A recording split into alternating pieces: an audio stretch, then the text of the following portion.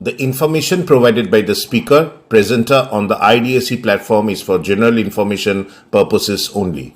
All information is provided in good faith. However, we make no representation or warranty of any kind, express or implied, regarding the accuracy, adequacy, validity, reliability, availability or completeness of this information.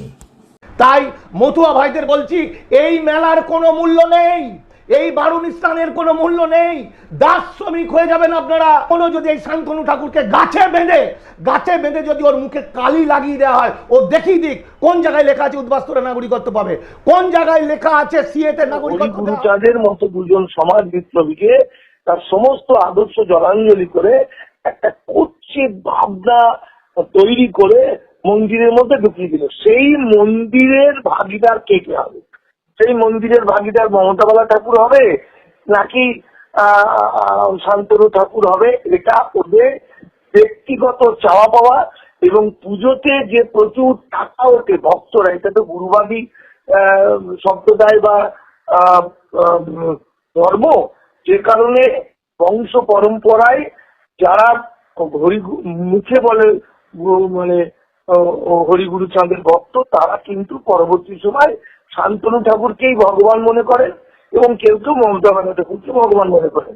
ওরা basically ভগবানই মনে করেন। তারা পৃথিবীর মতুয়ারা, সহজ সরল মতুয়ারা জড়ো হয় আমাদের ঠাকুরনগরের বারুণী মেলা, যেটা আপনি বলছেন, সেখানে ওরা চান করেন, ওখানে সেই পবিত্র ধামে চান করেন এবং তারা একত্রিত হয়, তাদের ভাবনা চিন্তা আদান প্রদান হয়।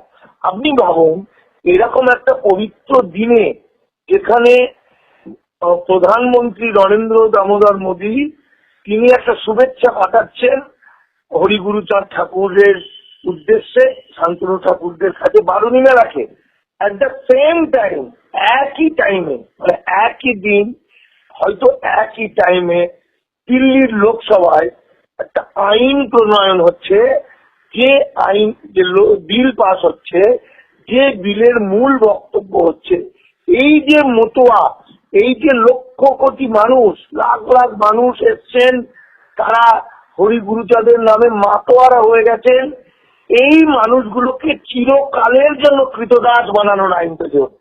ইচ্ছা করে বলছি আমি, যাতে ও আমার বিরুদ্ধে একটা খারাপ ব্যবস্থা নেয়, হয়তো দুটো মদ লাগিয়ে আমার পাটা ভেঙে দিল বা একটা বরুম করে গুলি লাগলো, মাথার পা বেরিয়ে গেল, তাহলে বহু লোক শুনতে পাবে, একটা ইস্যু হয়ে যাবে, কাগজে বেরোবে, তাহলে লোকে বলবে কেন এটা হয়েছে, তখন ইস্যুটা বেরিয়ে যাবে এবং বহু মানুষ বেঁচে যাবে। তাহলে তো এটা মারাত্মক কথা বললেন আপনি শুভেন্দু অধিকারী এবং তার দলবলের হাতে খুন হতে চান?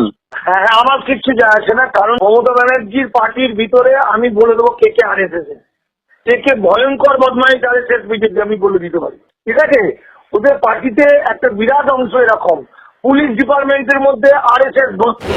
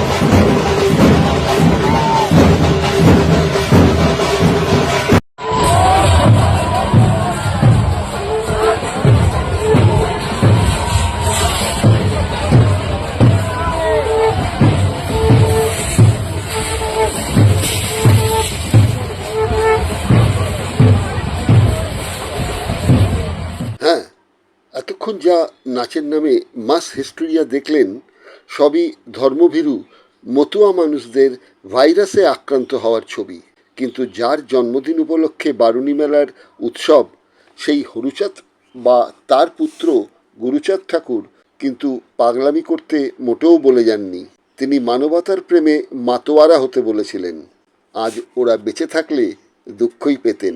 দেখতেন মানব প্রেমের নামে ক্যামেরায় মাতোয়ারা হওয়ার নামে পাগলামি শুরু করে দিয়ে ভাইরাল হওয়ার কি লজ্জাজনক প্রয়াস।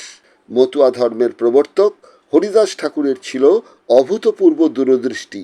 তাই পাঁচালির ঢঙে তার ধর্মাশ্রিত মানুষজনকে বহু সাবধান বাণী ও করণীয় কর্তব্য সম্পর্কে বলে যান। সেসবের থোড়াই কেয়ার করেন আজকের অধিকাংশ মতুয়াজনেরা। হরিচাঁদ ঠাকুর লিখেছিলেন, নিপীড়িত জাতি যত আছে বঙ্গদেশে, চিরদিন কাটে দিন দরিদ্রের বেশে।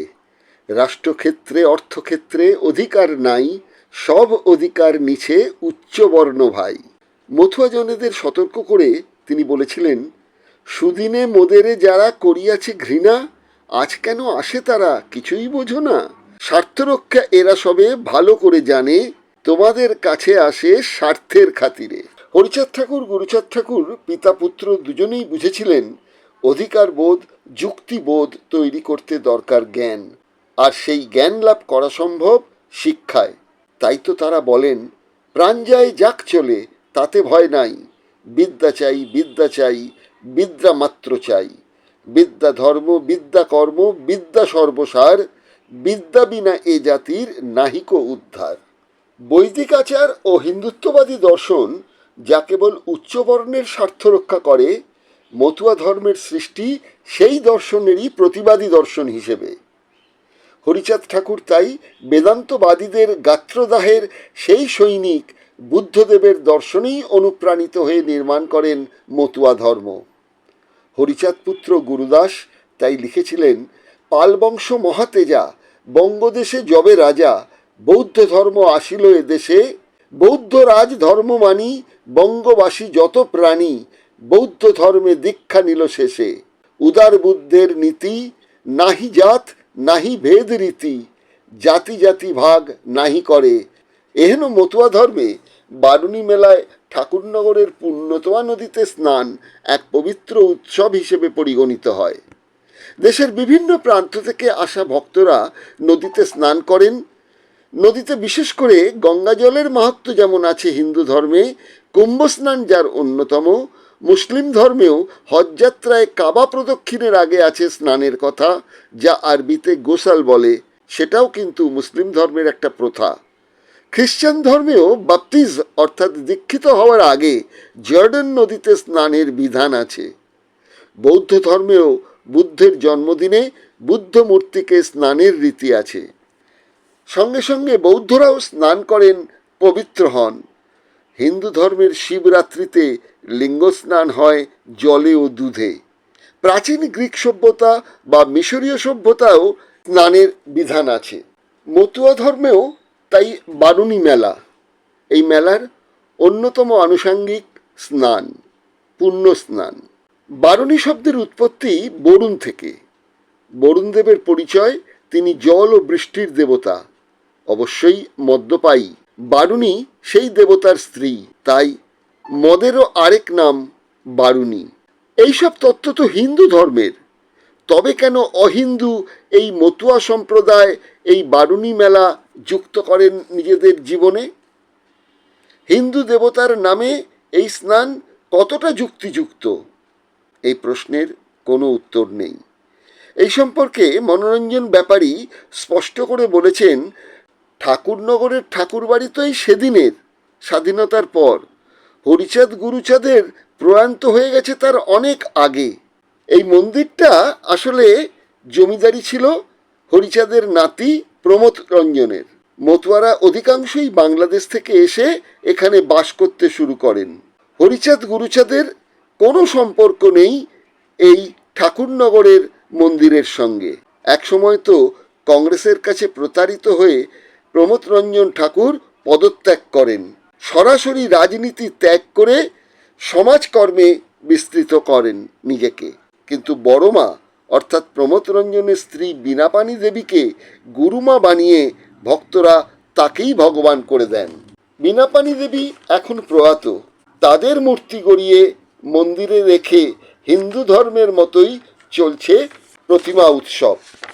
আসলে ভোট বড় বালাই। স্বাধীনতার পর থেকেই ভোট ব্যাংকের খাতিরে ডান বাম সব দলই ভিড় জমান ভোটেরও লাগিয়া, আর এখন তো কথাই নেই। বাম দলের প্রভাব কেড়ে সমগ্র মতুয়া সমাজকে কুক্ষিগত করেছে বিজেপি ও তৃণমূল কংগ্রেস। মন্দির দখল নিয়ে গুরু পরিবারে তো বিবাদও হয়েছে চরমে, এমনকি আদালত পর্যন্ত পৌঁছে যায়। এরই মধ্যে মতুয়ারা যখন উৎসব নিয়ে ব্যস্ত, তখন দিল্লিতে প্রধানমন্ত্রী মতুয়াদের ও বিদেশি নাগরিকদের নাগরিকত্ব কেড়ে নেওয়ার একটি ব্যাপার পাকা করে ফেলেন। সে কথা এই উৎসবে মতুয়ারা ঘুণাক্ষরেও টের পেলেন না। ইতিমধ্যেই মন্দিরের দায়িত্ব কার হাতে থাকবে, বারুণী মেলার দায়িত্ব কার হাতে থাকবে, কেননা এখান থেকে কোটি কোটি টাকা আদায় হয়, এই নিয়ে আদালত পর্যন্ত পৌঁছে যান এই দুই পক্ষ। কোর্ট থেকে আদেশ নিয়ে আসেন মমতা বালা ঠাকুর যে তারই নেতৃত্বে হবে এই বারুণী মেলা। মুখে কিছু না বললেও রাতারাতি ডিভিশন বেঞ্চে অ্যাপিল করেন শান্তনু ঠাকুর। পরের দিনই দেখা গেল ডিভিশন বেঞ্চ মমতা বালা ঠাকুরের হাত থেকে কেড়ে নিয়ে মেলা পরিচালনার কৃতিত্ব তুলে দেন শান্তনু ঠাকুরের হাতে। এইসব নিয়েই বিস্তারিত আমরা কথা বলেছি লেখক, সমাজকর্মী, চিত্রশিল্পী মানিক দাস ওরফে মানিক ফকিরের সঙ্গে। শুনুন। হ্যালো, নমস্কার দাদা, আমি সুপর্ণ বলছি দিগদর্শন থেকে। মানিক দা, এই মুহূর্তে আপনাকে ফোন করার যেটা কারণ, সেটা হচ্ছে যে আপনি যেমন নাগরিকত্ব নিয়ে সারা ভারতবর্ষ ব্যাপী বলবো অন্তত সচেতন মানুষ যারা আছে তারা আপনার নাম জানেন, তার সঙ্গে সঙ্গে আপনি যারা সমাজের ব্রাত্য মানুষ, বিশেষ করে মতুয়া সম্প্রদায় সম্পর্কে তাদের অনেক কাজে আপনি সঙ্গী হন। এখন মতুয়াদের হরিচাঁদ ঠাকুরের জন্মদিন উপলক্ষে যে বারুণী মেলাটা হয়, সেই মেলা চলছে 12 দিন ব্যাপী মেলা। এর মধ্যে আইনি একটা জটিলতা তৈরি হয়েছিল। তারপর আদালত দায়িত্ব দেয় মমতা বালা ঠাকুরকে এই মেলা পরিচালনা করার। তখন দেখা যায় যে বিজেপির অসীম বাবু এসে মমতা বেলার পা ধরে তাকে মাতৃজ্ঞানে তাদের যে রীতি, তাদের যে মতুয়া ধর্মের রীতি সেই অনুযায়ী করেছেন। ভালো কথা, ঠিক আছে, উনি করেছেন। তারপরে শান্তনু ঠাকুরের সঙ্গে মমতা বালা ঠাকুর বললেন যে আমরা যাই রাজনীতি করি না কেন, এই উৎসবকে ঘিরে আমরা রাজনীতিকে সরিয়ে রেখে আমরা একসঙ্গে কাজ করব। শান্তনু ঠাকুরও সেটা রাজি হলেন, সব ঠিক আছে। কিন্তু আবার দেখলাম যে ভেতরে ভেতরে ডিভিশন বেঞ্চেও উনি আপিল করলেন। সেই ডিভিশন বেঞ্চের রায় মতন মমতা বালা ঠাকুরের হাত থেকে চাবিকাঠিটা চলে গেল আবার শান্তনু ঠাকুরের হাতে। সুতরাং আজকের মতুয়া সমাজকে যদি আমি দুভাগে বিভক্ত করি, একটা হচ্ছে মমতা বালাপন্থী আর একটা হচ্ছে শান্তনু ঠাকুরপন্থী। হয়তো একটা ছোট অংশ কোনো পন্থী নয়, কিন্তু তাদের এক্ষুনি আমি আনছি না। এই দুই পন্থীদের মাঝখানে দাঁড়িয়ে বলবো কি অবস্থা তাহলে ব্যাপারটা বারুণী মেলার। দেখুন, আজকে আপনি যে কথাগুলো বললেন এই কথাগুলো অত্যন্ত সঠিক, ভাবার বিষয়। কিন্তু সবচেয়ে ভাবার বিষয় অস্তিত্ব। তো 100বার এই নমশূদ্র মতুয়া সম্প্রদায় লক্ষণ সেন সময় থেকে লক্ষণ সেন এদেরকে অচ্ছুত করে রেখেছিল। বেসিক্যালি এরা খুব সংস্কৃতি মনা, দক্ষ এবং খুব উন্নত মানের ছিল একটা সময়, ইতিহাস বলছে। কিন্তু পরবর্তী সময় লক্ষণ সেনরা এর সঙ্গে লক্ষণ সেন এদেরকে পরাজিত করতে না পারার ফলে এদের বিরুদ্ধে তখন নানা রকম আইন প্রণয়ন করে ধীরে ধীরে ধীরে ধীরে এদেরকে অচ্ছুত এবং নিম্নবর্ণের দিকে ঠেলে দেয়, যে কারণে এদেরকে চাঁড়াল, চন্ডাল ইত্যাদি বলা হয়। কিন্তু এই যে ভয়াবহ অবস্থাটা ছিল, সেই ভয়াবহ অবস্থা থেকে ব্রিটিশ যুগে হরিচাঁদ গুরুচাঁদ ঠাকুর দুজন, বাবার নাম হরিচাঁদ ঠাকুর হরিচাঁদ আর ছেলের নাম গুরুচাঁদ ঠাকুর। সেখানে আমাদের বর্ণ হিন্দু বা উচ্চ বর্ণের লোকেরা ঠিক একইভাবে ওদেরকে জল ও শৌচ করে রেখেছিল, ছুটে পারত না। কিন্তু এই বাবা ছেলের নেতৃত্বে যে সামাজিক আন্দোলন, সেই সামাজিক আন্দোলনের প্রেক্ষিতে মতুয়া উদ্বাস্তুরা মাথা তুলে দাঁড়ায়। তাদেরকে শুধু মতুয়া উদ্বাস্তুই নয়, সারা ভারতবর্ষে আজকে যে 85% মানুষের স্বীকৃতি পেয়েছে, তার পিছনের যে অবদান সেটা ভারতের সংবিধান, বাবা সাহেব আম্বেদকরের। সেই সংবিধানের নেপথ্যে আছে হরি গুরুচাঁদের আদর্শ, এবং হরি গুরুচাঁদের অন্যতম ভক্ত ছিলেন যোগেন্দ্রনাথ মন্ডল, আপনি জানেন। তার অক্লান্ত পরিশ্রম, তার আত্মত্যাগ, তার চেষ্টাতেই বাবা সাহেব আম্বেদকর সংবিধান তৈরি করলেন এবং যে নারীরা যে স্বাধীনতা পেল, হিন্দু কোড তৈরি হলো। এটা তো গেল ইতিহাস। অর্থাৎ মতুয়া উদ্বাস্তুদের একটা সুন্দর ইতিহাস আছে, যে ইতিহাসগুলো আমাদেরকে উদ্দীপ্ত করে, আমাদেরকে ঐতিহ্যমণ্ডিত করে, আমাদেরকে আবেগতাড়িত করে, আমাদেরকে গর্বিত করে। কিন্তু আজকের যে মতুয়াদের কথা আপনি বললেন, শান্তনু ঠাকুর, তার কাকিমা মমতাবালা ঠাকুর, কেউ তৃণমূল, কে কংগ্রেস, আজকের এই জেনারেশন এরা কিন্তু প্রকৃত অর্থে মতুয়া নয়। এরা মতুয়ার নামটাকে ব্যবহার করে ব্রাহ্মণ্যবাদীরা এদেরকে দিয়ে পুরো একটা ভারতের মূল নিবাসী মানুষের যে মুক্তির কনসেপ্টটা হরিগুরু চর্চা করে এনেছিলেন, সেটাকে ধ্বংস করে দিল। যেভাবে ব্রাহ্মণ্যবাদীরা বৌদ্ধ ধর্মকে ধ্বংস করেছে, যেভাবে স্বাধীন ধর্মকে, লিঙ্গায়ত ধর্মকে, প্রতিটি ধর্মকে যেভাবে ওরা ধ্বংস করতে চলেছে, এর মধ্যে সবচেয়ে ধ্বংসপ্রাপ্ত ধর্ম বা সম্প্রদায় হচ্ছে মতুয়া। হরিগুরুচাঁদ ঠাকুর ছিলেন বেদ বিধির বিরুদ্ধে, তিনি কুসংস্কারের বিরুদ্ধে, তিনি যাগযজ্ঞ, আত্মা পরমাত্মা, তীর্থ ইত্যাদির বিরুদ্ধে। কঠোর বাস্তববাদী একটি ধর্ম, যে ধর্মের সঙ্গে ইসলাম ধর্মের অনেকটা মিল আছে। কেন না, আমি তো দাদা এক মিনিট থামাচ্ছি আপনাকে। আমি তো ইসলাম ধর্মের জায়গা থেকে আমি দেখতে পাচ্ছি তারও আগে বৌদ্ধদেবের যে মানে আদর্শ বা তার যে মতবাদ ছিল, সেটাকে তো আমার মনে হচ্ছে মতুয়া হরিচাঁদ ঠাকুর সেটাকে অনেকটাই সেটার উপর প্রভাবিত ছিলেন। হ্যাঁ, আপনি ঠিক বলেছেন। আমরা যদি খুব দুচোখ খুলে বোঝার চেষ্টা করি, গুরু নানক থেকে আরম্ভ করে বুদ্ধদেব, মহাবীর, সম্রাট অশোক, এমনকি আরব দুনিয়ার হযরত মুহাম্মদের কথাও যদি আমরা বিশ্লেষণ করি, তার মধ্যে কিন্তু আমরা মানবতাকেই খুঁজে পাবো। একদম নিট ভালোবাসা, মানবতা, ভাতৃত্ব, মানুষকে ভালোবাসা, প্রকৃতিকে ভালোবাসা, এই সবটা কম্বাইন হয়ে হরিগুরুচাঁদের হয়েছিল মতুয়া সম্প্রদায় বা মতুয়া সম্প্রদায় বলে আমার মনে হয়।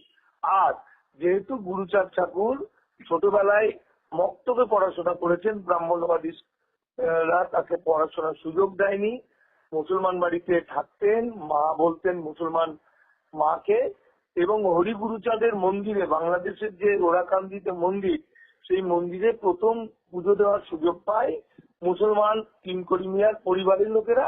এবং বাংলাদেশে প্রচুর মুসলমান আছেন যারা মতুয়া। এটা তো গেল প্রকৃত মতুয়া অর্থে। আমি ব্যক্তিগত জীবনে মতুয়া হরিগুরুচাঁদ ঠাকুরকে আমি হৃদয়ের থেকে মনে করি যে তিনি বিশ্বের অন্যতম মহামানব এবং সমাজ বিপ্লবী, তাই আমি তাদের পজিটিভটা দেখি। কিন্তু আজকে যে মতুয়াকে আমরা দেখি, সেই মতুয়ারা কোনো মতেই মতুয়ারা নয়। এরা হরিগুরুচাঁদের আদর্শের সম্পূর্ণ বিরোধী। এরা শ্রী চৈতন্যকে যেমন ভাবে সমাজ বিপ্লবী শ্রী চৈতন্যদেবকে ব্রাহ্মণ্যবাদীরা যেমন একটা ঠাকুর বানিয়ে মন্দিরের মধ্যে ঢুকিয়ে ধ্বংস করে দিয়েছে তার কনসেপ্ট, বুদ্ধদেবকে যেভাবে করেছে, ঠিক একইভাবে চোখের সামনে আমরা মাত্র কয়েক বছর আগে, 100-200 বছর তো কদিন আগে, সেখানে হরিগুরুচাঁদের মতো দুজন সমাজ বিপ্লবীকে তার সমস্ত আদর্শ জলাঞ্জলি করে একটা কুৎসিত ভাবনা তৈরি করে মন্দিরের মধ্যে ঢুকিয়ে দিল। সেই মন্দিরের ভাগিদার কে কে হবে? সেই মন্দিরের ভাগিদার মমতা বালা ঠাকুর হবে নাকি শান্তনু ঠাকুর হবে, এটা ওদের ব্যক্তিগত চাওয়া পাওয়া। এবং পুজোতে যে প্রচুর টাকা ওঠে ভক্তরা, এটা তো গুরুবাদী সম্প্রদায় বা ধর্ম, যে কারণে বংশ পরম্পরায় যারা মুখে বলে মানে হরিগুরু চাঁদের ভক্ত, তারা কিন্তু পরবর্তী সময় শান্তনু ঠাকুরকেই ভগবান মনে করেন এবং কেউ কেউ মমতা বালা ঠাকুরকে ভগবান মনে করেন। ওরা বেসিক্যালি ভগবানই মনে করেন। এই কারণে ভগবান মনে করে, একটুখানি উদাহরণ আপনি বুঝছেন। গত 3 দিন আগে 27 তারিখ কিংবা 28 তারিখে, আজকে ভালো অর্থেই হোক খারাপ অর্থে হোক যেভাবেই হোক, সারা পৃথিবীর মতুয়ারা, সহজ সরল মতুয়ারা জড়ো হয় আমাদের ঠাকুরনগরের বারুণী মেলা, যেটা আপনি বলছেন। সেখানে ওরা চান করেন, ওখানে সেই পবিত্র ধামে চান করেন এবং তারা একত্রিত হয়, তাদের ভাবনা চিন্তা আদান প্রদান হয়। আপনি ভাবুন, এরকম একটা পবিত্র দিনে যেখানে প্রধানমন্ত্রী নরেন্দ্র দামোদর মোদী তিনি একটা শুভেচ্ছা পাঠাচ্ছেন হরিগুরুচাঁদ ঠাকুরের উদ্দেশ্যে শান্তনু ঠাকুরদের কাছে বারুণী মেলাকে, অ্যাট দ্য সেম টাইম, একই টাইমে, মানে একই দিন, হয়তো একই টাইমে দিল্লির লোকসভায় একটা আইন প্রণয়ন হচ্ছে, যে আইন, যে বিল পাস হচ্ছে, যে বিলের মূল বক্তব্য হচ্ছে এই যে মতুয়া, এই যে লক্ষ কোটি মানুষ, লাখ লাখ মানুষ এসছেন, তারা হরিগুরুচাঁদের নামে মাতোয়ারা হয়ে গেছেন, এই মানুষগুলোকে চিরকালের জন্য কৃতদাস বানানোর আইন তৈরি হচ্ছে। আমি এই প্রসঙ্গে আসছি দাদা। তার আগে একটুখানি কথা বলে নিতে চাইছি আমি, যে এই বারুণী মেলা এবং এই মতুয়া ধর্মের প্রচার ও প্রসার যে বিষয়টি বেদে হরিচাঁদ ঠাকুর এটা ভাবনা চিন্তা করেছিলেন, আমার মনে হচ্ছে তিনি তো বেশ দূরদর্শী ছিলেন। না হলে হরিচাঁদ ঠাকুর তার পুত্র গুরুচাঁদ ঠাকুরকে বলতেন না, এহেন দায়িত্বপূর্ণ যেই মহাভার, পারো কিনা নিতে করে পরীক্ষা তাহার, এভার বহিতে লাগে অসীম সংযম, সংযমেতে প্রাপ্ত হয় ধৈর্য পরাক্রম, সামান্য দুঃখের কাজ জানিবে অস্থায়ী, মহা দুঃখ সহ্য করো সাজিতে বিজয়ী, একেলা গোলক তোমা করিল বিরক্ত, লক্ষ্য প্রাণী ভার নিতে তুমি তো অশক্ত, ধৈর্য শক্তি না থাকিলে সকলই বিফল, ধৈর্য ধরো কর্ম করো প্রাণে হবে বল। তার নিজের ছেলেকেই গুরুচাঁদ এই কথাটা বলেছিলেন। তিনি কি আগাম বুঝতে পেরেছিলেন যে তার ধর্মের মধ্যে, মানে দুধের মধ্যে আগামী দিনে জল মেশার একটা প্রবণতা থাকতে পারে? হ্যাঁ, যে কারণে হরিচাঁদ ঠাকুর কিন্তু লিখে গেছেন, বলে গেছেন যে তিনি রক্তে নয় ভক্তে থাকবেন। ভক্তের মধ্যে আমি এমন অনেক মতুয়াদেরকে জানি, আমি আমার জীবন দিয়ে দেখেছি, আমার বন্ধু বান্ধব, তারা প্রকৃত অর্থে মতুয়া ধর্ম, মতুয়া সম্প্রদায়ের একদম হরি গুরুচাঁদের আদর্শ মেনটেন করে। যদিও তাদের সংখ্যাটা হয়তো 10,000-এ একজন হবে, কিন্তু বাকিগুলো হচ্ছে ব্রাহ্মণ্যবাদী ভয়ঙ্কর বদমাইশ। মানে আমি যদি শান্তনু ঠাকুরকে ধরি, তাহলে দেখবো শান্তনু ঠাকুর ওই জায়গাটাই আসছি যখন শান্তনু ঠাকুর জানে লোকসভায় কি বিলটা আসছে। শান্তনু ঠাকুরকে দোষ দিচ্ছেন। হরিচাঁদ ঠাকুর তো বলে গিয়েছিলেন যে সবার আগে তোমাদের শিক্ষিত হতে হবে। তো হরিচাঁদ ঠাকুরের কথাই তো শোনেন না মতুয়া সম্প্রদায়। শিক্ষার দিকে তো বেশি দাস্যবৃত্তির দিকে তাদের নজর হয়ে গেছে। হ্যাঁ, দেখুন, গুরুচাঁদ ঠাকুর জীবিত অবস্থায় বলেছিলেন, মানে এত স্কুল তৈরি করেছিলেন যে খাও না খাও, একবেলা খাও, কিন্তু শিক্ষিত ছেলে মেয়েকে লেখাপড়া শেখাও। তাই তো আজকে আমাদের ভারতবর্ষের যারা এই ভারতবর্ষটাকে চালাচ্ছে, আমাদের একটা বেশ বড় সংখ্যক হচ্ছে মতুয়া নমশুদ্ধ, মতুয়া সম্প্রদায়। কিন্তু আপনি আমাকে বলুন তো, আমি ব্যক্তিগতভাবে মানিক পক্ষীর একটি হরিদাস পাল, খুব সাধারণ, মানে আমি একজন ছবি আঁকার ছেলে, নাটক থিয়েটার করি, উপন্যাস লিখি। আচ্ছা, আমি বুঝতে পারলাম যে আমার দেশের অখণ্ড ভারতের ভূমিপুত্রদেরকে চিরকালের জন্য সেই 1843 সালে যেভাবে কৃতদাস প্রথা উচ্ছেদ করেছিল, সেই আইনটা আবার আসছে। আর মতুয়া ধর্ম ধর্মাবলম্বী যে সমস্ত মানুষ হরিচাঁদের সেই সুযোগ নিয়ে অর্থাৎ লেখাপড়া শিখে আজকে যারা বিরাট বড় বড় নেতা মন্ত্রী আইএস আইপিএস ডাক্তার ঐতিহাসিক বৈজ্ঞানিক হলেন সারা পৃথিবীতে, তারা আইনটা বুঝলেন না?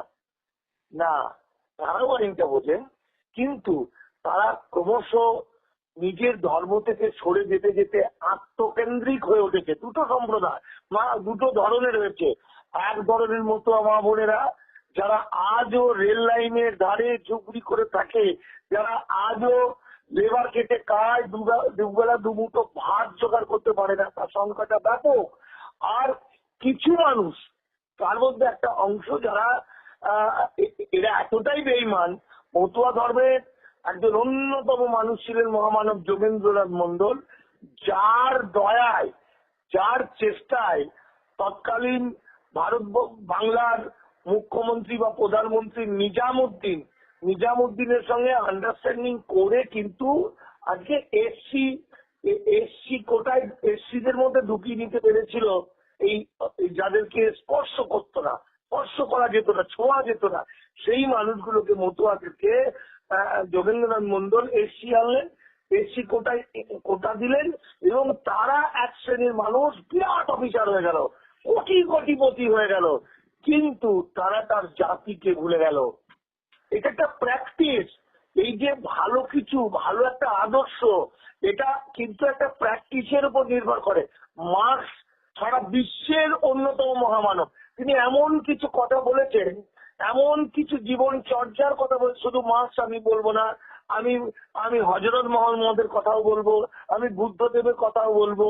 তারা তো সারা জীবন বেঁচে থাকবে না, তাদের যে বলা কথা, তাদের যে আদর্শগুলোকে তো প্রয়োগের মাধ্যমে, প্র্যাকটিসের মাধ্যমে চালিয়ে রাখতে হবে। শান্তনু ঠাকুররা সেই প্র্যাকটিসটাকে পুরোপুরি বন্ধ করে দিল, যে কারণে মতুয়া ধর্মের মধ্যে হরি গুরুচাঁদের যে আদর্শ, সেই আদর্শটা একটা ডোবা তৈরি হয়ে গেল এবং সেখানে নোংরা পানাতে ভর্তি হয়ে গেল।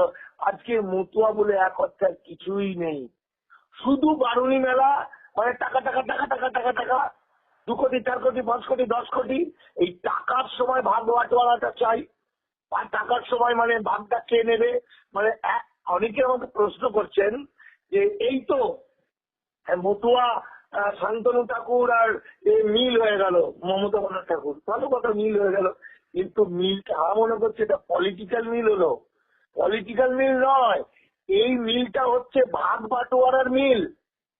আচ্ছা, আপনি যে ভাগ বাটোয়ারার কথা বলছেন, সেটা হচ্ছে যে এই দুই নেতা নেত্রী কিংবা তার অধীনে কিছু সহযোগী যারা আছে তারা, কিন্তু সাধারণ গরিব গুরব মতুয়া যারা মাথার ঘাম পায়ে ফেলে তারা তাদের অন্ন সংস্থানের ব্যবস্থা করেন, তাদের মধ্যে যে এই দাসত্ব বৃত্তিটা চলে এলো, একবারও কি তারা নিজেরা একটু, মানে যেমন রামায়ণ পাঠ হয়েছে, অনেক মানুষ রামায়ণ পড়েছে, জেনেছে, আমাদের মা ঠাকুমাদের কথা শুনেছি, তারা ভালো করে লিখতেও জানতেন না, কিন্তু মুখে মুখে রামায়ণ তারা পাঠ করে নিতে পারতেন।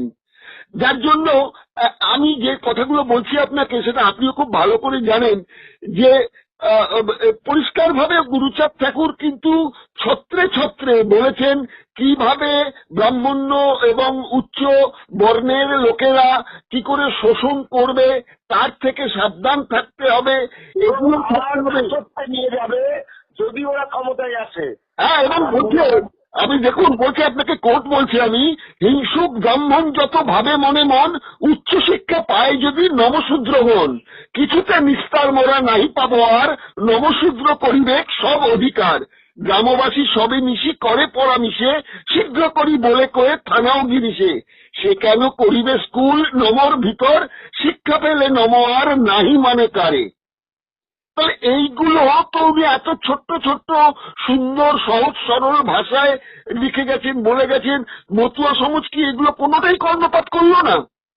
একটা জিনিস দেখুন, আমরা বৌদ্ধ ধর্ম, আমরা 27তম গৌতম বুদ্ধর কথা আমরা জানি, সেই সনাতন বৌদ্ধ ধীরে ধীরে তাদের মধ্যে ব্রাহ্মণ্যবাদ ঢুকে দুটো গোষ্ঠী করে আজকে বৌদ্ধ ধর্মকে শেষ করে দিল। আমরা দেখেছি এই বাংলা, এই ভারতবর্ষের বেশি ক্ষেত্রে, এবং বাংলা পুরোপুরি বৌদ্ধময় ছিল।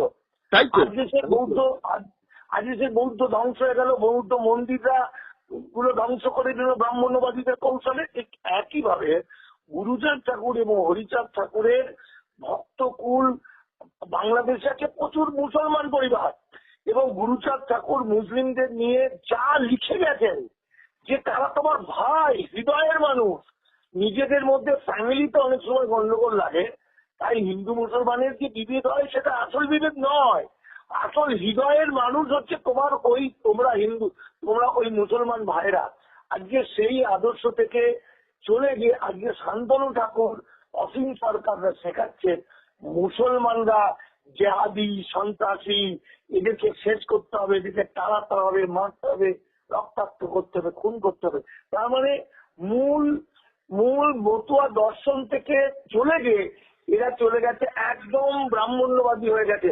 আজকে আমি একটা প্রসঙ্গ করে বলি, একজন মতুয়া মানুষ, সে বিজেপি, সারাক্ষণ তর্ক করছিলেন আমার সঙ্গে, আলোচনা করছিলেন, বিজেপি করতেন এতদিন পর। তারপরে হঠাৎ আমাকে বলছে যে আমি বললাম আমাদের 7 বছর ধরে চিৎকার করছি আপনাদের আইন বলছি, বোঝেননি কেন? বলছে ওই যে মমতা ব্যানার্জি বলে দিয়েছিলেন আমরা সবাই নাগরিক, ভোটার কার্ড, আধার কার্ড আছে, প্যান কার্ড আছে। আমি তখন বললাম যে আচ্ছা বলুন তো, পৃথিবীর মধ্যে কোন মানুষকে মানুষ সবচেয়ে বেশি ঘৃণা করে? বেঈমানদের। যেমন মির্জাফর একটা গালাগালি হয়ে গেছে বেঈমানি করেছিল বলে। তো আপনি বলুন, যে মানুষটা বলছে মমতা ব্যানার্জি যে ভোটার কার্ড, আধার কার্ড, প্যান কার্ড থাকবে তোমরা নাগরিক, তোমরা দেশ বাঁচাবো, তোমরা অখণ্ড ভারতের ভূমিপুত্র, তাহলে তোমাদের যখনই আপনাদের আমি বললাম নাগরিক স্বীকার করে নিল, আপনি সঙ্গে সঙ্গে বলে দিলেন আমি নাগরিক, আমি লাথি মেরে নবান্ন থেকে ওই মহিলাকে নামাবো, ওই বেগম মমতা, মুসলমানি মমতা বলে একদম সকাল থেকে রাত পর্যন্ত তাকে খিস্তি খামারি করা হচ্ছে। তাহলে এই বেইমানিটা কি মানুষ মেনে নেবে? আমি ওনাকে বললাম, তখন বলছে এটা আমাদের ভুল হয়েছে। শুনছো? হ্যাঁ, শুনছি। আমাদের ভুল আপনি তো আপনার এই যে পরিচিত ব্যক্তির কথা বললেন, শুভেন্দু অধিকারী, এই শুভেন্দু অধিকারীর কিছু কিছু রেকর্ডিং নমুনা আমার কাছে আছে, যেখানে প্রবলভাবে উনি মুসলিম ধর্মের সমর্থনে হিন্দু মুসলিম ঐক্যের কথা বলেছেন। বিজেপি বাংলার সংস্কৃতি বোঝে না, এরা হচ্ছে হিন্দুস্থানি একটা চক্র যারা বাংলাকে নষ্ট করতে চায়, এরকম বহু ভাষণ উনি দিয়েছেন। রাতারাতি উনি রং পাল্টে বিজেপিতে চলে গেলেন। যারা বিজেপি সমর্থক, যারা আজকে শুভেন্দু অধিকারীর পেছনে দৌড়চ্ছেন, এরা কি একবার সেই পুরনোই ভাষণগুলো ভেবে বসেন না যে কাল যা বলেছে আর আজ যা বলেছে সেটা কতটা জনস্বার্থে বা কতটা ব্যক্তি স্বার্থে? আজকে দেখুন, আপনি যখন প্রসঙ্গটা বললেন, শুভেন্দু অধিকারীর যে পরিচিতি সেটা হলো নন্দীগ্রাম আন্দোলন। নন্দীগ্রাম আন্দোলনের সাতেঙ্গাবাড়ি, রানীর চক, টাকাপুরা, কমলপুর ইত্যাদি জায়গার মধ্যে যে সিপিএম এর সঙ্গে খেজুরি ভার্সেস নন্দীগ্রামের যে লড়াইটা হয়েছিল। আবার চুপি চুপি বলে রাখি, টাইটেলটা অধিকারী মানে প্রবল ব্রাহ্মণ্যবাদী। প্রবল ব্রাহ্মণ্যবাদী, এবং সেইখানে ওই যে ওর পিছনে কারা দাঁড়িয়েছিল, ওই আন্দোলনটাই তো মুসলমানদের নিয়ে। আজকে শুভেন্দু অধিকারীর ঘনিষ্ঠদের মধ্যে সবচেয়ে কে ছিল? শেখ সুফিয়ান। আজকে সাতেঙ্গাবাড়ির রৌশন আলী। শুভেন্দু অধিকারীর বাড়িতে এক খাটে তো আমি একাধিক দিন শুয়েছি। শুভেন্দু তো আমার খুব কাছের ছেলে। রাত 10টা, 11টা, 12টার সময়ও দেখা গেছে ওর সঙ্গে যে 8টা 10টা লোক থাকে, কেউ এমএলএ, কেউ বড় নেতা, বেশিটাই তো মুসলমান। তাহলে শুভেন্দু অধিকারী, শুধু শুভেন্দু অধিকারী না, এই যে রাজীব বাবু বলে যে লোকটা আছে তৃণমূলে, এবং সমস্ত ব্রাহ্মণ্যবাদীরা, সে তো ব্রাহ্মণ্যবাদী সংগঠনের নেতা। হ্যাঁ, যাদের রক্তের মধ্যে ব্রাহ্মণ্যবাদ রয়ে গেছে। আচ্ছা, মমতা ব্যানার্জিও কিন্তু বলেছে যে আমি কিন্তু ব্রাহ্মণ কন্যা। একটা জিনিস বুঝতে হবে, আপনি খুব ভালো প্রশ্ন বলেছেন কথাটা। আমরা ব্রাহ্মণ বলতে যেটা আমাদের কথা নয়, যেটা আরএসএস এর অন্যতম আলোকবর্তিকা গোলওয়ালকার যাকে বলতেন, তিনি হচ্ছেন বিডি সাভারকার, তাই তো? বিডি সাভারকার, যিনি প্রথম জীবনে কমিউনিস্ট ভাবছিলেন, পরবর্তী সময় জেল খেটে পরে পেটানি খেয়ে মুজলেখা দিয়ে তিনি হিন্দুত্ববাদী হয়েছেন। তিনি যে বইটি লিখেছেন বিখ্যাত 1923 সালে, হিন্দুত্ব একটা, আর একটা লিখেছেন রাষ্ট্র মীমাংসা। সেই হিন্দুত্ব বইতে তিনি লিখছেন হিন্দু মানে হলো ব্রাহ্মণ ক্ষত্রিয় বৈশ্য, তাই তো? ব্রাহ্মণ ক্ষত্রিয় বৈশ্য মানে হচ্ছে হিন্দু। মানে ধান্দাতে ওরা পারে না, পৃথিবীতে এমন কাজ নেই, কারণ হিন্দু হিন্দু একটা গালাগালি, এটা পার্সি শব্দ, হিন্দু বলে আগে কিছু ছিল না, সে নিয়ে পরে আলোচনা হতে পারে। আমার বলার বিষয় হচ্ছে যে এই ব্রাহ্মণ্যবাদী বিখ্যাত মানুষ যারা, সেই আপনি বাল গঙ্গাধর তিলক বলুন, লালা লাজপত রায় বলুন, তারপরে আপনি দয়ানন্দ সরস্বতী বলুন, জওহরলাল নেহেরু বলুন, মহাত্মা গান্ধী বলুন, আমি জওহরলাল নেহেরুকে ব্রাহ্মণ্যবাদী না বলে কি মানবিক মানুষই বলতে পারি। যদি আরেকটা নাম বলে দিই, এতগুলো নাম যখন আপনি পরপর বললেন, তখন কিন্তু কায়স্থ সন্তান নরেন্দ্রনাথ দত্ত কিন্তু বলেছেন যে ব্রাহ্মণদের সঙ্গে সমঝোতা করে চলো। না, নরেন্দ্রনাথ দত্তের অনেক রকম গল্প আছে, প্রসঙ্গটা পাল্টে যাবো। আপনাকে এখানে একটা নাম যুক্ত করতে বললাম। এক একটা জায়গায় এক এক রকম বলেছেন। একটি জায়গায় তিনি বলছেন, বলে আমাকে মনে করে দেবেন আমি ওই ব্রাহ্মণ, ওইটা চলে আসুন, এখন ওই নামটা জাস্ট আপনাকে দিলাম, এ নিয়ে পরে একদিন অন্য আলোচনা হবে। হ্যাঁ, এই বিখ্যাত মানুষগুলো জওহরলাল নেহেরু, এমনকি মহাত্মা গান্ধী, ঋষি বঙ্কিমচন্দ্র পর্যন্ত বলেছিলেন আমরা গর্বিত, আমরা আর্য, আমরা বিদেশ থেকে এসেছি। তাহলে বিদেশ থেকে এসছে মানে কোথা থেকে এসছে? রাশিয়ার উরাল অঞ্চল থেকে এসছে। রাশিয়ার উরাল অঞ্চল থেকে এসে যখন এই অশিক্ষিত লুণ্ঠকরা অস্ত্র নিয়ে আমার ভারতবর্ষের মূল সমাজকে, মানে অসুরীয় সভ্যতা ধ্বংস করে দিল, পুরো বাড়িঘর এমন ভাবে হরপ্পা মহেঞ্জোদারো সভ্যতা ধ্বংস করলো, একটা কিছু রাখলো না, যে কারণে 2500 বছর পরে আবার জিরো থেকে শুরু করলো ওরা, আবার আছে মাটির বাড়ি, তাই তো? এবার আপনি বলুন আমাকে, তখন ওরা তো সঙ্গে করে মহিলা আনেনি। হ্যাঁ, সেগুলো না, আমি ইতিহাসটা নিয়ে আমি পরবর্তীভাবে করবো, আজকে সময় কম, আপনাকে খানিকটা বলুন।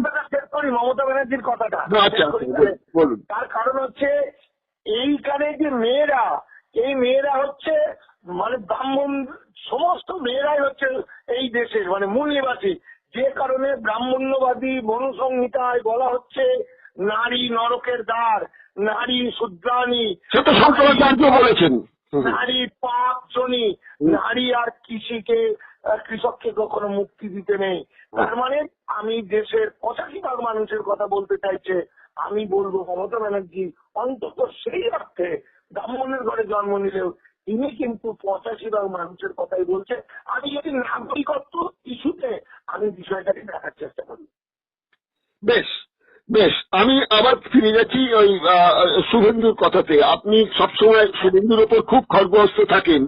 এখন শুভেন্দু কি একা পুরো মতুয়া সমাজকে যদি তাকে ভুল বুঝিয়ে থাকে, তাহলে তো তার একটা বলতে হবে কারিশমা, সেই তো আপনার মানে হ্যামলিনের বাসিওয়ালা হয়েছেন উনি। শুভেন্দু মতুয়াদের বোঝানোর ক্ষমতা নেই। মতুয়াদের ভুল বুঝিয়েছে কবিয়াল অসীম সরকার এবং শান্তনু ঠাকুর।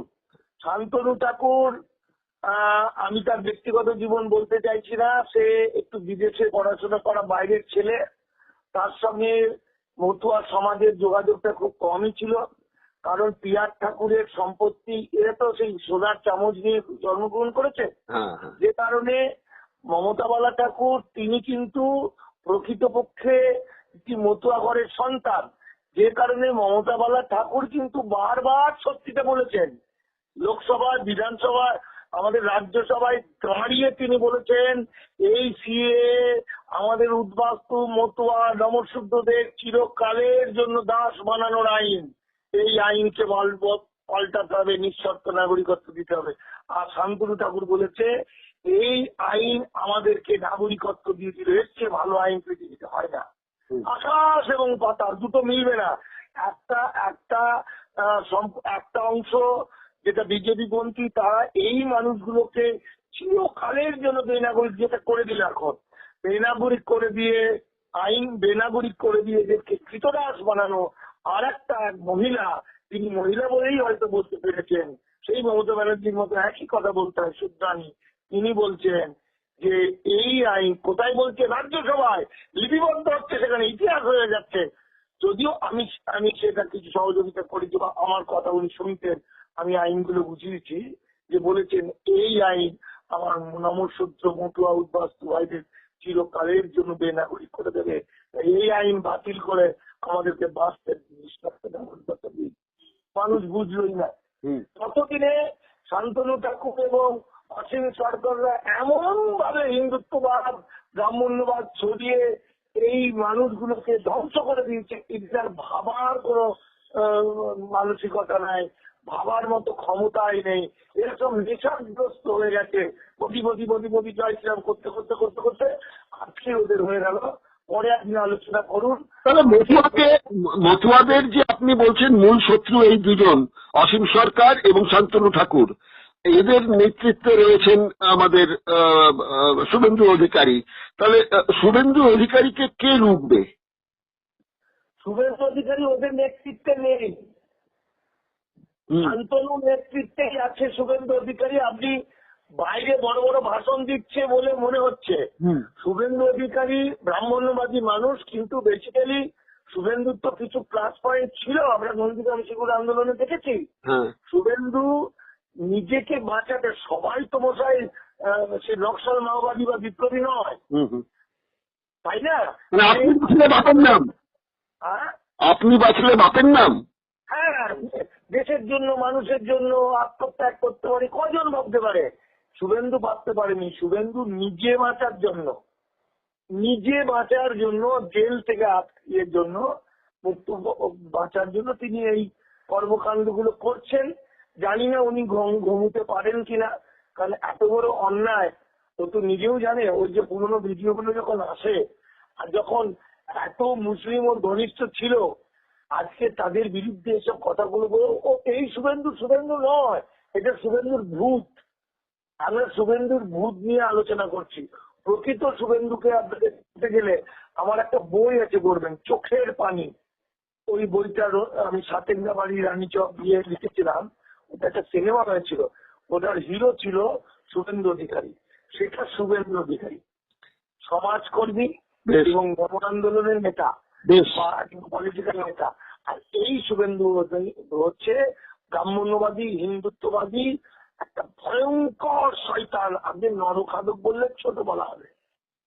তাহলে আপনার কি মাঝে মাঝে খারাপ লাগে না, যার সঙ্গে একসঙ্গে শোয়া বসা করেছেন, খাওয়া দাওয়া করেছেন, এইরকম একজন আপনার স্নেহের পাত্র একটা সমাজকে নষ্ট করে দিচ্ছে বলে আপনি যে তাকে প্রচন্ড ভাবে মানে আক্রমণ করেন, তখন কি একটু মনটা একটু মানে দুঃখ হয় যে ওর বিরুদ্ধে আমাকে এগুলো বলতে হচ্ছে? কি না বলছেন আপনি ওর নামে? প্রচন্ড দুঃখ হয়, অনেক কষ্ট পায়, ব্যথা পায়। মানে আমি শুভেন্দুর এমন ঘটনা, আমাকে ফোন করতো, দাদা জঙ্গলমহল আর কত দূর ঢুকবো, আর কতটা যেতে পারবো? আমি বলতাম আরেকটু যাও, এখানে যাও। আমাকে এই দিন ফোন করতো। আমি রাস্তায় তখন ওই এসটিডি বুথ গুলো ছিল, তো বুথে ঢুকে পড়তাম, ফোনে কথাবার্তা হতো।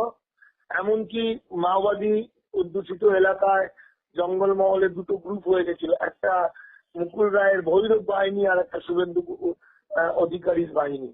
তো ওখানে তো দুটো লোকও তৃণমূল করতো না। পরবর্তী সময় ধীরে ধীরে ধীরে ধীরে ভিতরে ঢোকার পর মাওবাদীরা ওদেরকে হেল্প করে। শুভেন্দু খুব চালাক। শুভেন্দু হচ্ছে পাতাল বাঁচের মতো, মাওবাদীদের কাছে সমস্ত সুযোগ দেবে, কিন্তু কেউ ধরতে পারবে না মাওবাদী।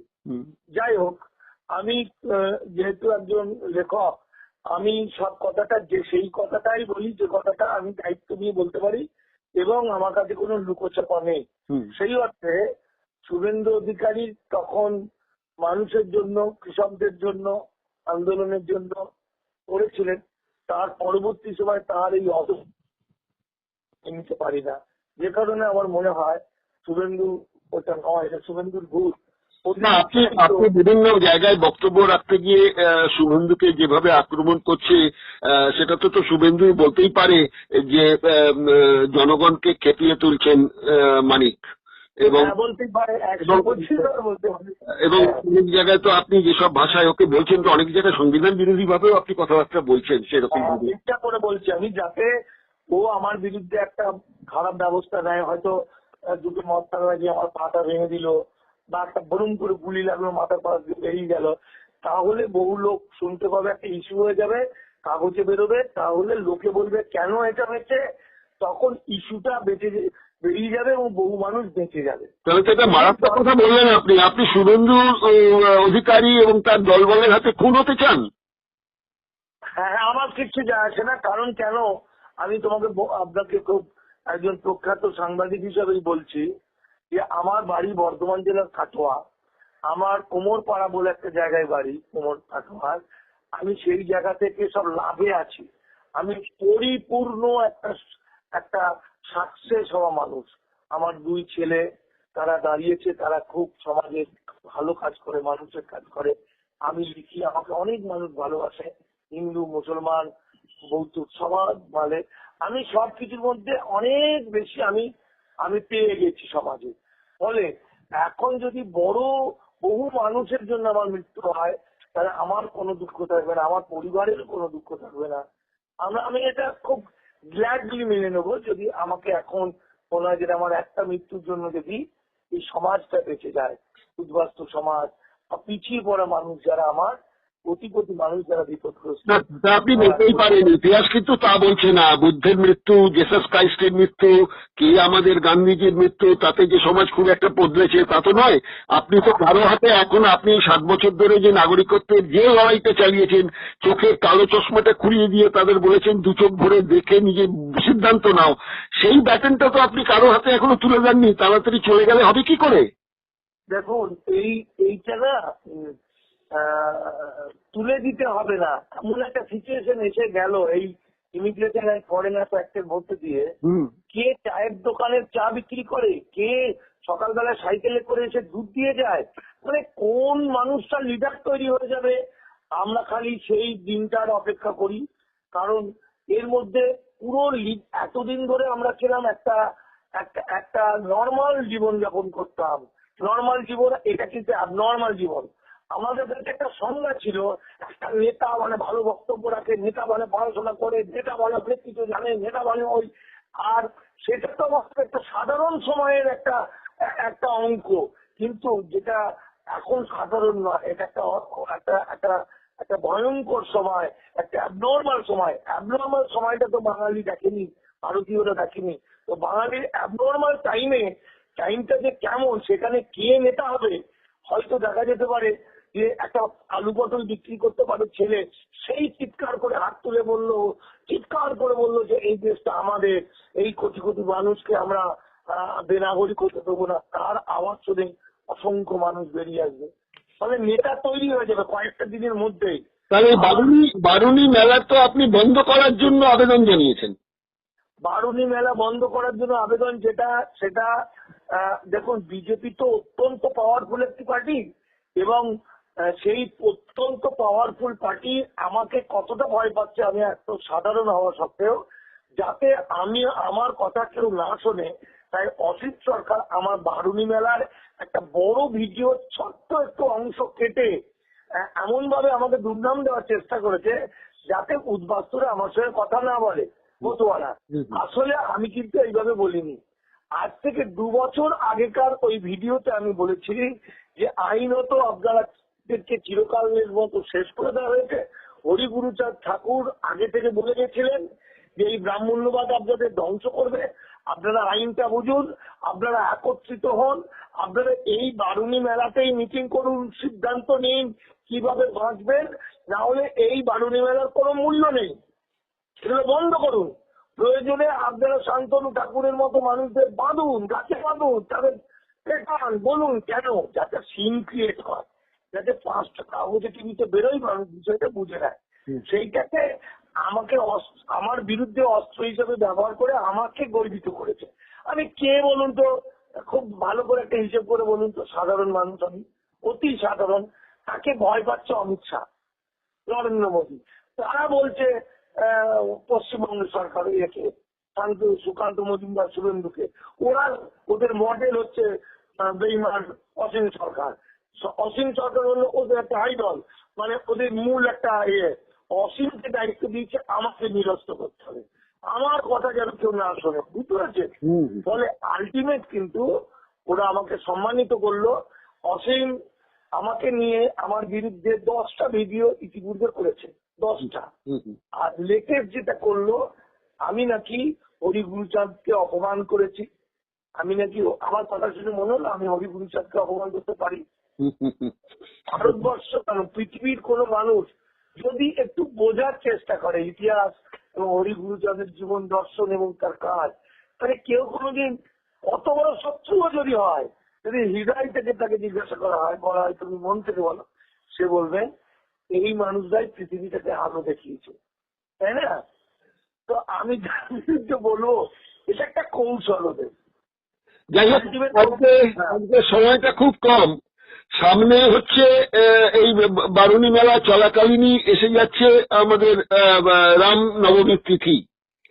সেইখানে আমি শেষ করতে চাইছি এটা, যেটা হচ্ছে অসীম সরকারকে কি কোনো মতুয়া আমাদের হরিচাঁদ ঠাকুরের এই যে দুটি লাইনের লেখা কি পড়ে শুনিয়ে তার মানেটা জানতে চাইবেন? যেখানে ঠাকুর বলেছেন, রাজা ছিল রামচন্দ্র, গুণে সীমা নাই, ব্রাহ্মণের আজ্ঞাবহ রহিত সদাই। এই প্রশ্নটা কি অসীমবাবুকে জিজ্ঞাসা করবেন? কিংবা আরেকটা প্রশ্ন যেটা বলেছেন ঠাকুর, সেটা হচ্ছে, সুদিনে মোদের যারা করিয়াছে ঘৃণা, আজ কেন আসে তারা কিছু বোঝো না, স্বার্থরক্ষ এরা সবে জানে ভালো করে, তোমাদের কাছে আসে স্বার্থের খাতিরে। বলার নেই।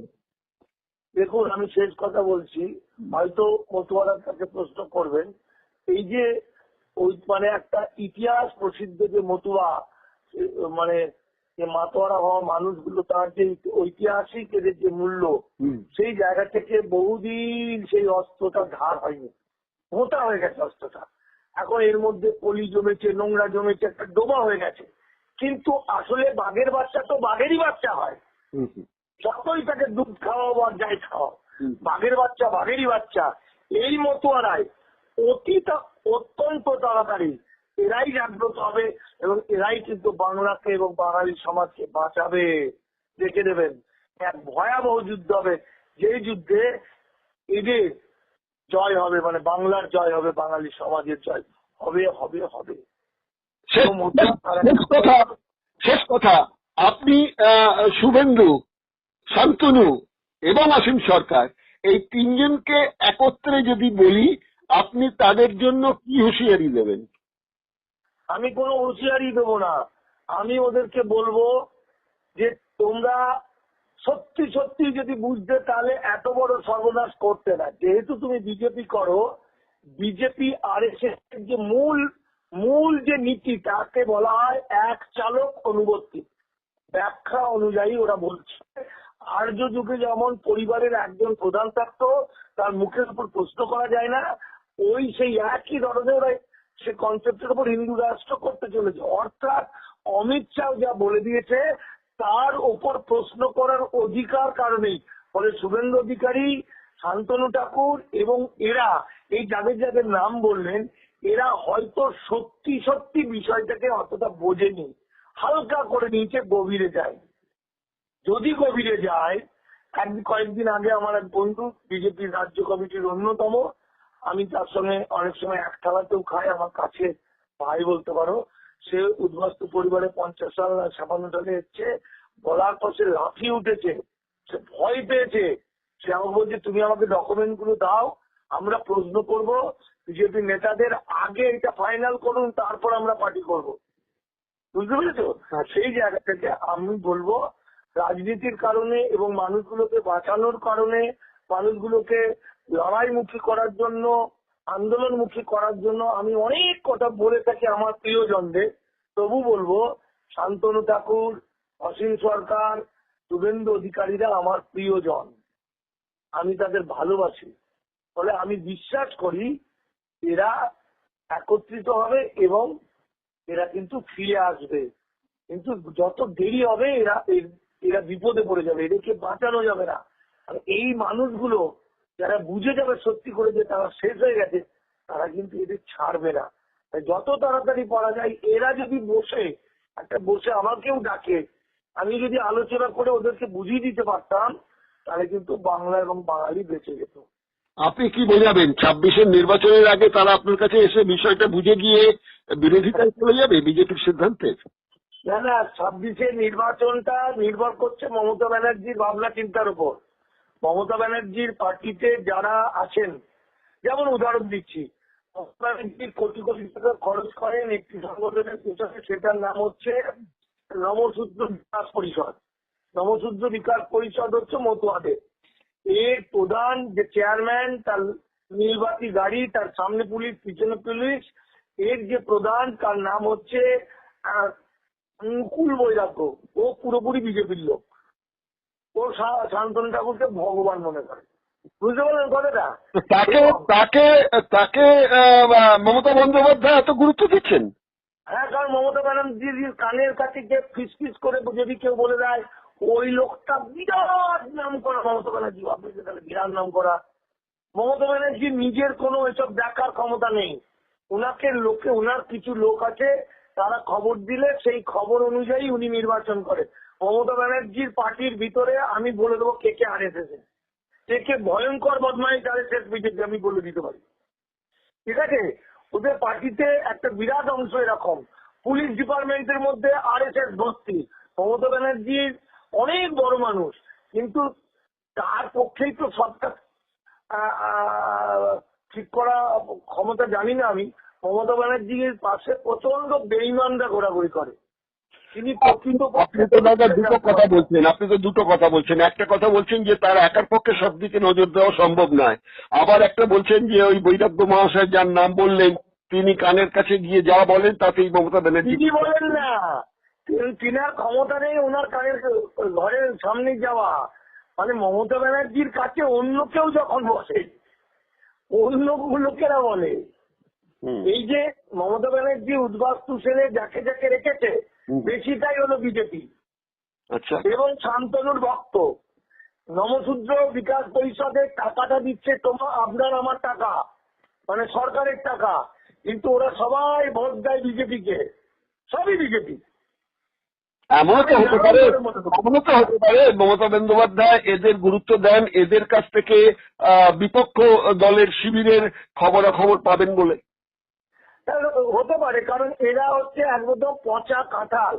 তাহলে বলবো মমতা বন্দ্যোপাধ্যায় কাঁচা বুয়ে পা দিয়ে ফেলেছে। এদের সমাজে কোনো ভ্যালু নেই, কিচ্ছু ভ্যালু নেই। আমি বকা টকা করে মারবো এরকম ভাবে বলি কথা, এরকম ভাবে বলি, বুঝেছেন? সে বিরাট পাওয়ারফুল, খুব ভয় পায় আমাকে। ধরো কেন ভয় পায়, তারা তো জানে যে তারা অন্যায় করছে। এই যে আজকে উদ্বাস্তুরা শেষ হতে বসলো, আইন হয়ে গেল, তারা আন্দোলন করলো না কেন? কটা মিটিং করে কটা লোককে তারা বুঝিয়েছে আমাদের কোনো ক্ষমতা নেই, আমি গরিব মানুষ।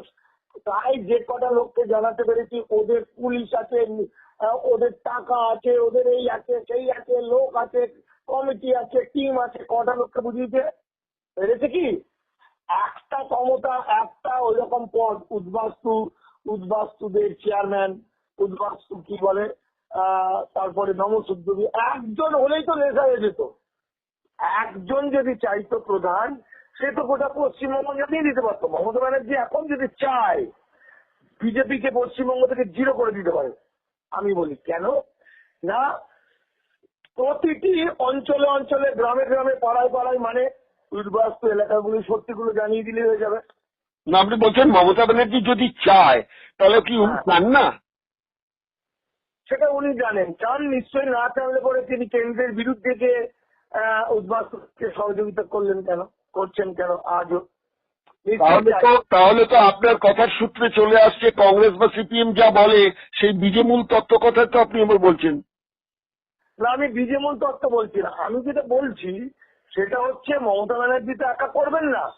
মমতা ব্যানার্জি এই সময় বাঙালিকে এবং বাংলাকে বাঁচাতে কি দরকার? বাঁচাতে দরকার হচ্ছে উদ্বাস্তু সমাজের প্রায় 4 কোটি 3.5 কোটি এর বেশি, 4 কোটি মতো ভোট আছে।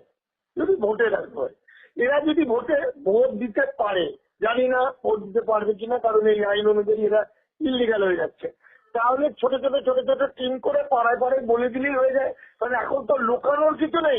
তার মানে আপনি বলছেন যে 26-এর নির্বাচনের আগেই যারা নাগরিকত্ব হারাবেন, সুতরাং তাদের ভোট দেওয়ার প্রশ্নই দাঁড়াবে না। এত সংখ্যক মানুষ নাগরিকত্ব হারানোতে এখনই হারিয়ে ফেলেছে।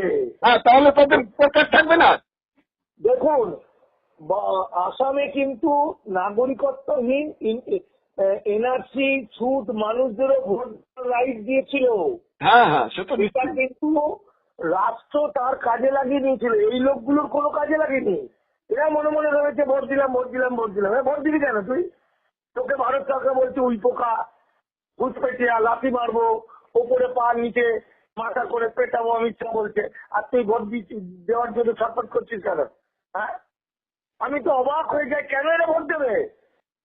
সে তো একই কথা শুভেন্দুর ক্ষেত্রে হতে পারে। তিনি বলেছেন যে কজন মুসলিম বিধায়ক জিতে আসবে 26-এ সব মুসলিম, আমি তাদের লাঠি মেরে বিধানসভা থেকে তাড়াবো। তারপর বিজেপির একটা সংখ্যালঘু সেল আছে, সেখানে কিছু মুসলমান নেতা এবং তার কর্মীরাও রয়েছেন। হ্যাঁ, তবে খুব নতুন জায়গা হয়ে দাঁড়িয়েছে, তাই তো? এখন যদি ইচ্ছা করে মমতা ব্যানার্জি 10 জনের একটা টিম করুক না, 10 জনের টিমে ওনার পার্টির লোক রাখার দরকার নেই। আচ্ছা, ফেরতবাজ বদমাইশ গুলো, কিছু ভালো লোক আছে। হ্যাঁ, এবার ওই একটা নিরপেক্ষ দল গ্রুপ তৈরি করে তাই এবার, তাহলে সুবোধ, তারপরে জয়দা, তারপরে কি বলে আমাদের ওই সুভাদা, এইসব পচা মালগুলো নিলে হবে না। একদম সঠিক সমাজকর্মীদের বেছে একটা টিম করুক, তারা অ্যাডভাইস দেবে। দেখো, একটা লোক বিজেপিকে ভোট দেবে না, কারণ বিজেপি ভোট পাওয়ার কোন রকম যোগ্যতা তাদের নেই। যদি এপারের লোকও হয়, ভোটই হয়, সেও ভোট দেবে না। কারণ ইমিগ্রেশন আর ফরেনার্স অ্যাক্টে উদ্বাস্তুরা যেমন বিপদে পড়বে, সেই রকমই বিপদে পড়বে এপারের লোকেরাও। সব শেষে দাদা, হাতে একদম সময় কম, 1 মিনিট হাতে আছে। এই সময়ের মধ্যে আপনাকে প্রশ্ন, যে আপনি এত তথ্য দিচ্ছেন, এত জানছেন, যা সমাজ মাধ্যমে সব চলে আসছে, কিন্তু মেন স্ট্রিম যে টিভি চ্যানেলগুলো, সেগুলোতে নানা রকম চ্যাটার্জি ব্যানার্জি, ঘোষ, মুখার্জি, গুহ, মিত্র সবাইকে ডাকে, কিন্তু মানিক দাস বা কোনো মন্ডল বা কোনো বিশ্বাস এদের তো ডাকে না। মানিককেও তারা কথা বলার সুযোগ দেয় না। না সুযোগ দেয়, আপনি জান না কোনটা?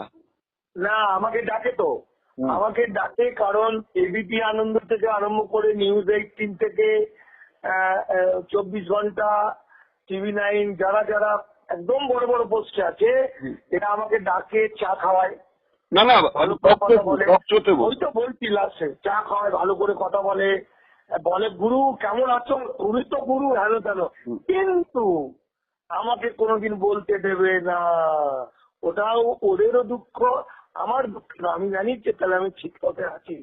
ওদের মালিক পক্ষ বলে দিয়েছে, মালিক ফকির যেন বলতে না পারে। বাবা, অথচ আমার সঙ্গে এটা তো বলার মতো আপনার কাছে প্রমাণ আছে না? এটা আপনার অনুমান? একদম পুরোপুরি প্রমাণ। আমি নাম ধরে ধরে বলে দেবো আমার ঘনিষ্ঠ কে কে। বিভিন্ন চ্যানেলে আমি কলকাতা টিভির অ্যাডভাইজার ছিলাম, আমি নিউজ কি জানো, বাংলা স্টেশনে কলম লিখতাম, এখন নিয়মিত কলম লিখি কলম পত্রিকায়। হ্যাঁ, তো আমি তো মিডিয়া গ্রুপের, আমি একটা পেপারের 4 পাতা দেখতাম, আমি তো মিডিয়ার লোক, তাই তো। কিন্তু আমি তো জানি আমার আমার আমার কাছের ছেলেরাই তো এখন সব সপ্তর্ষি থেকে আরম্ভ করে, সপ্তর্ষি তোমার কি বলে তন্ময়, সৌভিক, তোমার ওদিকে রাহুল পুরকায়স্থ, এইসব তোমার বন্ধু বান্ধব, এই বর্তমানে সঞ্জয়, সব তোমার রিপোর্টাররাই বন্ধু। এরা আমাকে খুব ভালোবাসে এবং ব্যক্তিগত সম্পর্ক প্রত্যেকের সঙ্গে আমার দারুণ। ওরা ওদের কোনো আমি বলছি না, কেন ওরা চাকরিজীবী, ওদের কোনো অধিকার নেই কথা বলবে না বললে আমরা তো চলবো। কিন্তু আমি বলছি এডিটোরিয়াল বোর্ড, ওরা চায় না যে মানিক দাস এসে কিছু কথা বলে। আমাকে ফোন করেছিল, আমি নাম বলেই, আমাকে ফোন করেছিল রাহুল একদিন, রাহুল পুরকায়স্থ। বললো তুই কোথায় আছিস? তাহলে একটু কাজে এসেছি নবান্নতে। বললো আমার একটা ছেলে যাবে, তুই যেন একটা বাইক দিয়ে দিবি। আর আমরা এতদিন বলতে পারিনি, দেখাতে পারিনি, নাগরিকত্ব বিষয়ে সব ধপধুপ দেয়, তুই একদম টেনে বলবি, ওই ভিডিওটা তুই করে দে, তারপরে 1 ঘন্টার প্রোগ্রাম করবো, তুই বেশিটা বলবি, নাহলে আমরা শেষ হয়ে যাবো। রাহুল পুরকায়স্থ। তারপর তন্ময় ফোন করলো, তন্ময় বললো মাহিন্দা তুমি কোথায়, এই ছেলেটা এই যাবে, কি আমার ভিডিওটা নিল, বুঝতে পেরেছো? বললো কালকে সকালে দেবো। তারপরে আবার ফোন করে বললো আজকে সকালে হলো না, আবার রাত্রে দেবো। এই করে করে 6 দিন পরে বলছে তুমি তো বুঝতেই পারছো গুরুদেব, অনেক চেষ্টা করে হলো না। এটা একটা স্যাম্পল দিলাম। না, না, আমি নাম ঠিকই আমি নাম বলে দিলাম। সাংবাদিকদের এটা সংবাদ প্রত্যেকেই চাকরিজীবী, এদের কোনো নেই, তাদের যদি এটা কোনো officially আর নেই, policy যদি না থাকে আছে। ওদের কিছু করার নেই। এরা খুব কষ্টে আছে। হ্যাঁ, আচ্ছা, আপনার যে বক্তব্যটা আপনি বলছেন এটা কি প্রকাশ করবার জন্য বলছেন না অফ দ্য রেকর্ড বলছেন? কোনটা? এই এখন যাদের যাদের কথা বললেন এই মুহূর্তে মেইন মিডিয়া স্ট্রিমের সম্পর্কে কথা বলতে গিয়ে এটা কি অফ দ্য বললেন না অফ দ্য ট্র্যাক? আমি অবদা ফবদা কিছু না, যেটা সত্যি সেটা সত্যি। আমি বলে কেউ নেই, আমি সবটাই জনগণের। আচ্ছা, আমি সবসময় যা ভাবনা চিন্তা করি, যা বলি জনগণের হয়েই বলি, জনগণের কথা বলে, কোনো আমার গোপন নেই। তাহলে এই সমাজ মাধ্যম মারফতই আপনার এখন এটা পৌঁছে দেওয়ার কথাটা আপনার ভরসা? হ্যাঁ, আমার কে যেন বললো, আমি 3-4 দিন আগে তার কথা বলছি। তন্ময় ফোন করলো, 24 ঘন্টায় ছিল। এখন ও নিউজ ইয়েতে আমি বললাম আমি একটা মামলা করেছি, এরকম এরকম ব্যাপার, নাগরিক যারা ভোটে দাঁড়াতে পারবে না। তন্ময় বলছে এইবার এইটা নিউজ হবে, মানিকদা এইটা আমাদের পলিসির সঙ্গে মিলে যাচ্ছে, বুঝতে পারলে? এটা পলিসির সঙ্গে মিলে যাচ্ছে। ঠিক সেরকম ভাবে একাধিকবার আমার ভিডিও নিয়েছে, ইন্টারভিউ নিয়েছে আমার প্রিয় বন্ধু সপ্তর্ষি সোম, কিন্তু একাধিকবার, কিন্তু পারেনি। সেটা তার লিমিট, হ্যাঁ। নিশ্চয়ই তার কোনো দোষ আমরা দিতে পারি না। কোন রকম দোষ নেই। এই যে আমার রিপোর্টার বন্ধুরা আছেন, এরাই একদিন বাস্ট করবে। এরা যেদিন একত্রিত হয়ে যাবে না, ওই সমস্ত একদম পুরো চ্যানেল গুলো দখল হয়ে যাবে, করে মানুষের কথা বলবে। একদম তুমি মিলিয়ে নিও। দীপক আমার কম ঘনিষ্ঠ, এবিপি আনন্দর রাজশের বলছি তো। হ্যাঁ, এদের কোনো দোষ নেই, এটা ওদের পলিসি। তাহলে আপনি তো এই গানটা গাইতেই পারেন, ওরা আমাদের গান গাইতে দেয় না। পারি তো। আর না, আমাদের একটা জিনিস এখন দেখা যাচ্ছে যে সোশ্যাল মিডিয়াটাকে বেশি বিশ্বাস করে লোকে, মেন স্ট্রিম লোককে বিশ্বাস করে না তো। আস্তে আস্তে মেন স্ট্রিমের ক্ষমতাটাও কমে যাচ্ছে। ঠিক। আচ্ছা, আজকে মানিকদা এখানে শেষ করি, অনেকটা সময় চলে গেছে, পেরিয়ে গেছি আমার সময়সীমা থেকে। আরেকটু অন্যান্য বিষয় নিয়ে আপনার সঙ্গে কথা বলার অনেক বিষয় রয়েছে, আমি এই বিষয় নিয়ে আরো বিস্তারিত আসছি আর কয়েকদিনের মধ্যেই। ঠিক আছে, ধন্যবাদ। ধন্যবাদ, ভালো থাকবেন।